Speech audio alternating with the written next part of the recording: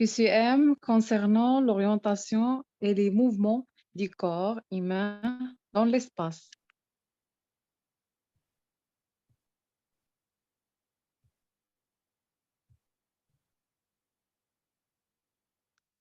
La question numéro 1, le salto avant est une rotation autour de l'axe A, transversal, B, sagittal, C, longitudinal. La question numéro 2, le plan vertical qui passe par la ligne médiane du corps et le divise en deux parties symétriques, droite et gauche. C, A, le plan sagittal, B, le plan frontal, C, le plan transversal. La question numéro 3, la répulsion. C, A, l'effort d'ouverture de l'angle bras-tronc. B, une flexion de l'avant-bras sur le bras. C, la fermeture de l'angle bras-tronc. La question numéro 4, le salto arrière est une rotation autour de l'axe A, axe transversal, B, axe longitudinal, C, l'axe sagittal. La question numéro 5, l'antépulsion. C, A, l'effort d'ouverture de l'angle bras-tronc. B, c'est une flexion de l'avant-bras sur le bras. C, c'est la fermeture de l'angle bras-tronc. La question numéro 6, un plan vertical perpendiculaire au plan sagittal qui divise le corps en deux parties symétriques, antérieure, ventrale et postérieure, dorsale. C, A, le plan frontal, B, le plan transversal, C, le plan sagittal. La question numéro 7. Lors d'une pirouette, le corps tourne autour de cet axe. A, axe transversal, B, axe longitudinal, C, axe antéro-postérieur. La question numéro 8.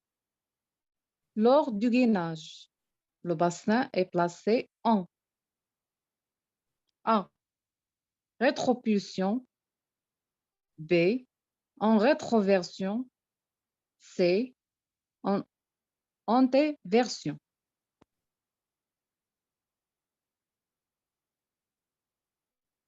La question numéro 9. Gymnaste effectue une roue. Son corps tourne autour de l'axe A, l'axe antéro-postérieur ou axe sagittal, B, l'axe longitudinal, C, l'axe transversal. La question numéro 10, un plan horizontal parallèle au sol qui divise le corps en deux parties symétriques, supérieure du côté de la tête et inférieure du côté des pieds. C, A, le plan frontal, B, le plan sagittal, C, le plan transversal. La question numéro 11. Lors d'une roulade arrière simple, le corps tourne autour de cet axe. A, axe sagittal, B, axe longitudinal, C, axe transversal. La question numéro 12. Le salto avant est une rotation autour de l'axe A, l'axe sagittal, B, l'axe longitudinal, C, l'axe transversal. La question numéro 13. Lorsqu'une gymnaste effectue une roue, Son corps tourne autour de A. L'axe longitudinal. B. L'axe transversal. C. L'axe sagittal. La question numéro 14. La pronosupination. C'est le mouvement de rotation de A. De l'avant-bras autour d'un axe longitudinal. B. De l'avant-bras autour d'un axe transversal. C. De l'avant-bras autour d'un axe frontal.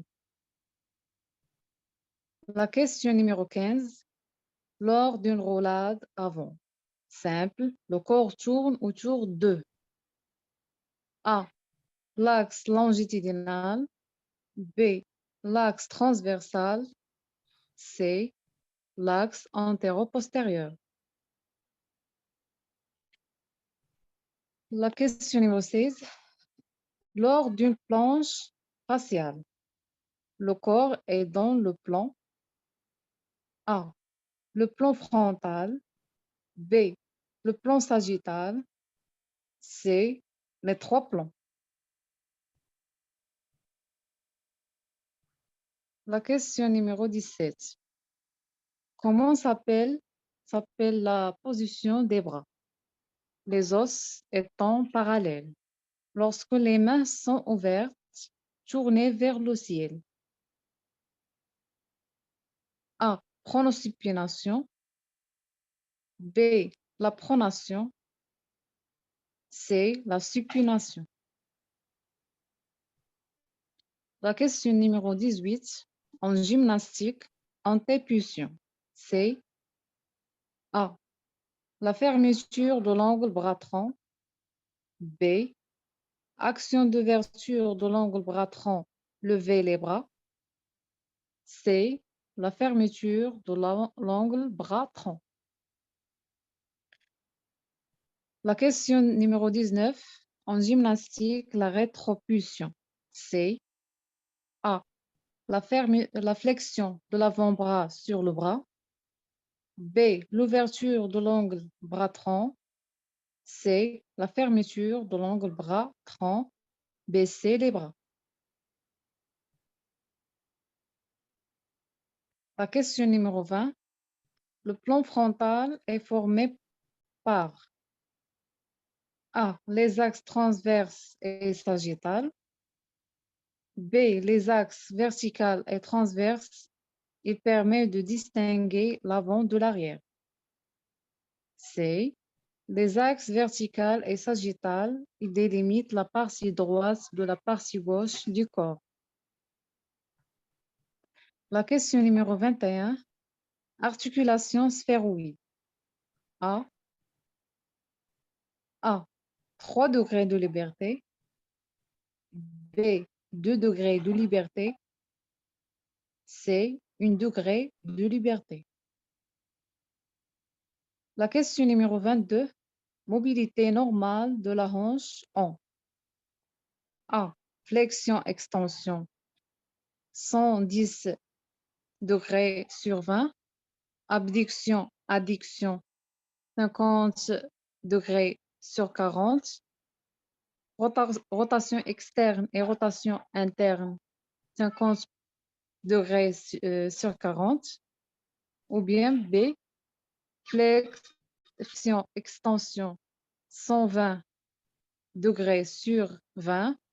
Abduction-adduction 50 degrés sur 40. Rotation externe et rotation interne 50% sur 40. C. Flexion-extension 130 degrés sur 20. Abduction-adduction 50 degrés sur 40. Rotation externe et rotation interne 50 degrés sur 40. La question numéro 23. L'on divise le corps ou chacune de ses parties en portions supérieures et inférieures. A. Plan sagittal. B. Plan frontal. C. plan transversal ou horizontal. La question numéro 24. En déversion C. A. L'effort d'ouverture de l'angle bras-tronc. B. Basculer le bassin en arrière. C. La fermeture de l'angle bras-tronc. La question 25. En position anatomique, tournez la paume de la main pour faire face au corps et un exemple de A. Ou bien numéro 1. Rotation latérale. 2. Circumduction. 3. Rotation médiale. La question 26. Levez les épaules vers les oreilles et un exemple 1. D'élévation. 2. D'extension. 3. D'éversion. La question numéro 27. Tirer la mâchoire en arrière est un exemple 1. De rétorsion. 2. D'abduction. 3. D'abaissement. La question numéro 28. Un supinateur. 1. Tourne un membre pour faire face vers le bas. 2. Éloigne un membre de la ligne médiane. 3. Tourne un membre pour faire face vers le haut. La question numéro 29. La flexion du pied à la cheville s'appelle 1. L'inversion. 2. La flexion dorsale.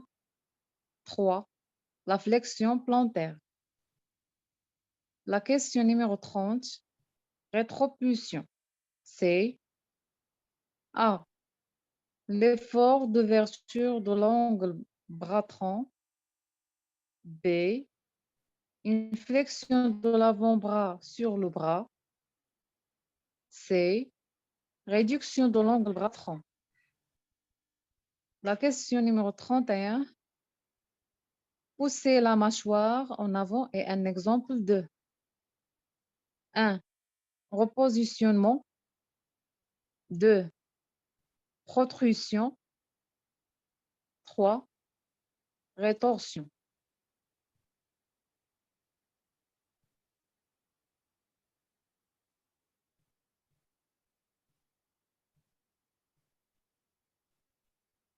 La question numéro 32. Étendre le pied à la cheville s'appelle 1. La flexion dorsale. 2. L'inversion. 3.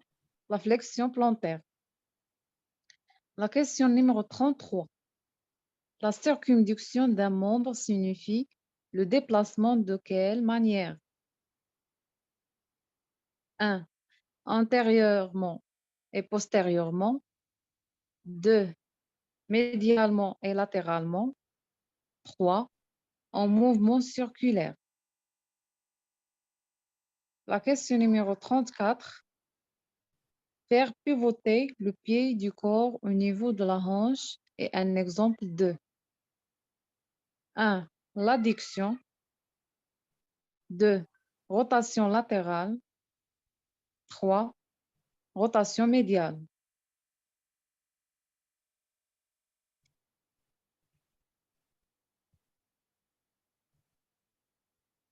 La question numéro 35. Les mouvements sur le plan avant-arrière sont nommés 1. L'adduction et l'extension. 2.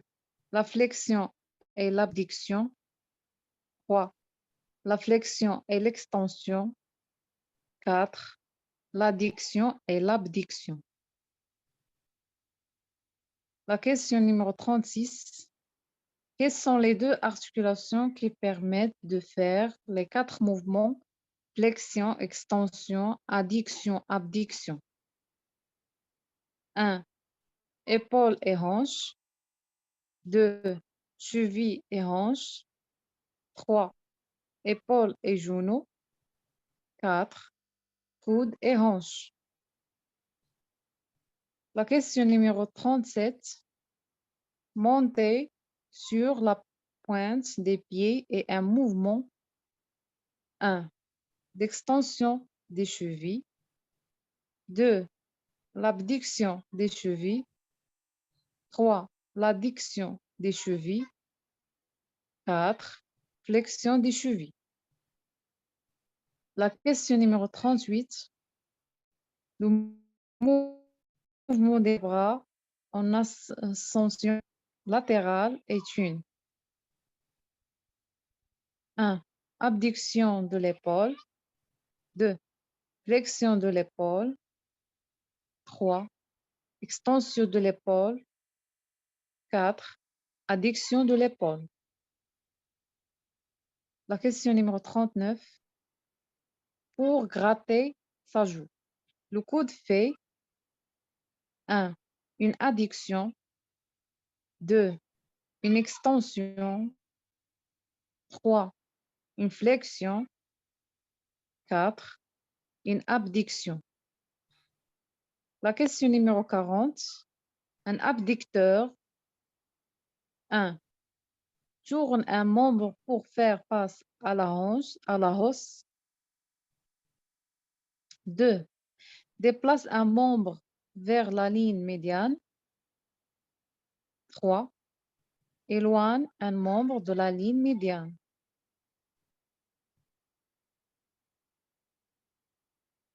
La question numéro 41. Antépulsion. C'est A. Une flexion de l'avant-bras sur le bras. B. La fermeture de l'angle bras-tronc. C. Augmentation de l'angle bras-tronc. La question numéro 42. Quel est le terme anatomique pour pousser les épaules vers le bas? 1. La contraction. 2. L'abduction. 3. L'abaissement. La question numéro 43. Un adducteur. 1. Tourne un membre pour faire face à la hausse. 2. Déplace un membre vers la ligne médiane. 3. Éloigne un membre de la ligne médiane. La question numéro 44. Rétroversion. C'est A. Basculer le bassin en avant. B. Une flexion de l'avant-bras sur le bras. C. La fermeture de l'angle bras-tronc. La question numéro 45. Les adducteurs, les adductions. Les adductions et abductions se font autour de l'axe sagittal, donc les mouvements se font dans A. Sagittal. B. Le plan transversal. C. Le plan frontal. La question numéro 46. Lors d'une roulade, le corps tourne autour de A. L'axe sagittal. B. L'axe transversal. C. L'axe vertical. La question numéro 47. L'axe transversal passe horizontalement de gauche à droite et est fait par l'intersection des plans frontaux et transversaux. Il est perpendiculaire A. Au plan frontal. B. Au plan sagittal. C. Au plan horizontal.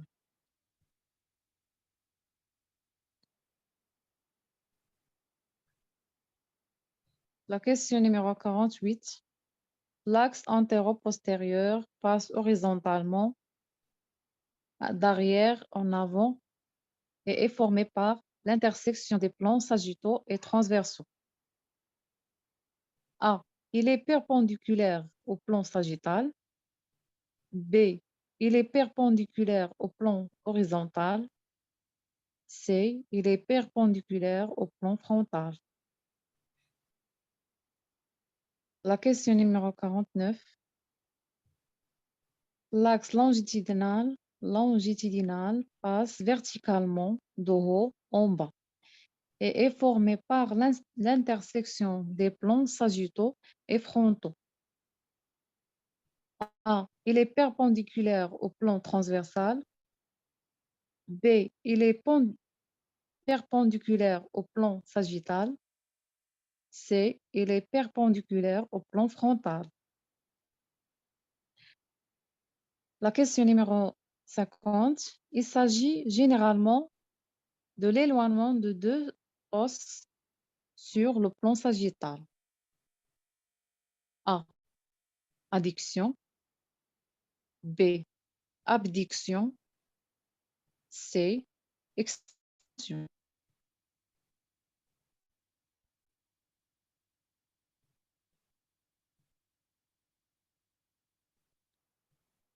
La question numéro 1. Qu'est-ce que B indique? 1. Le plan médian. 2. Le plan frontal. 3. Le plan transversal.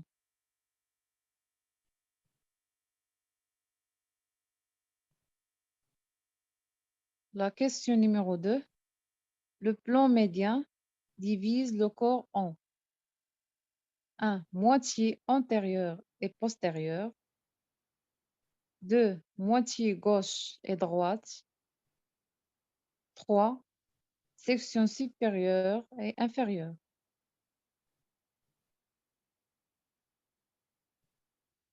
La question numéro 3. Le plan A est le 1. Plan coronal. 2. Plan médian. 3. Le plan transverse.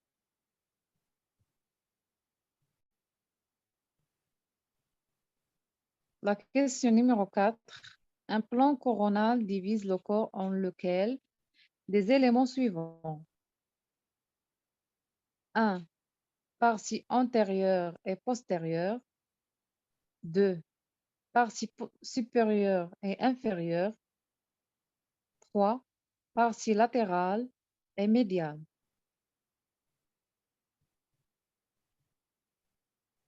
La question numéro 5. Quelle lettre indique un plan paramédien? 1. E.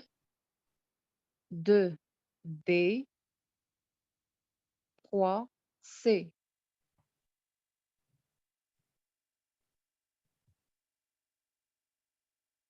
La question numéro 6. Quelle lettre indique un plan transverse? 1. C. 2. D. 3. E.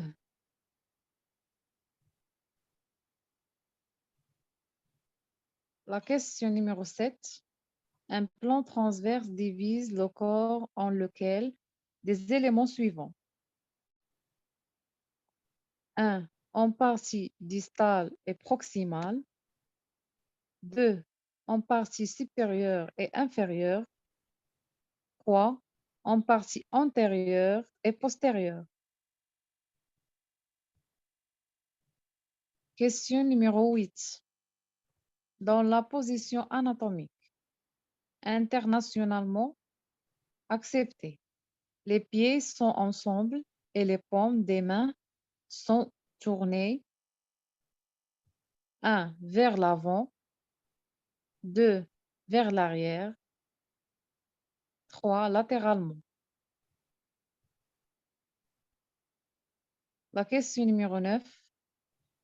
Une zone du corps plus proche de l'avant indiquée par la direction C sur l'image est appelée 1.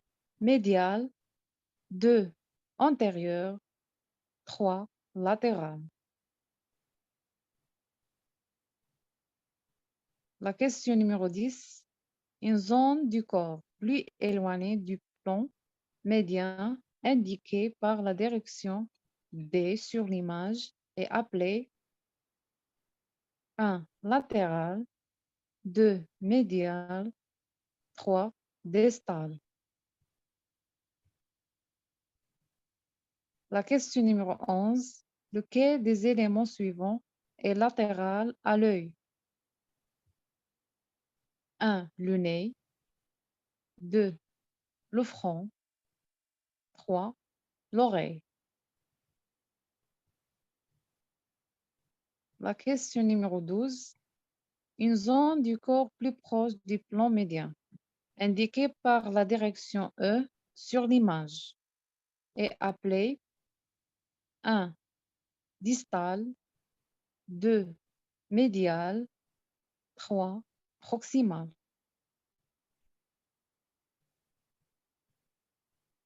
La question numéro 13. Un élément plus proche des pieds, indiqué par la direction F sur l'image, est appelé 1. Latéral, 2. Distal, 3. Inférieur. La question numéro 14. Lequel des suivants est inférieur au coude gauche? 1. Le coude droite, 2. L'épaule gauche, 3. La main gauche. La question numéro 15. Une zone du corps plus proche du dos, indiquée par la direction B sur l'image, est appelée 1. Postérieur, 2. Inférieur, 3. Latéral.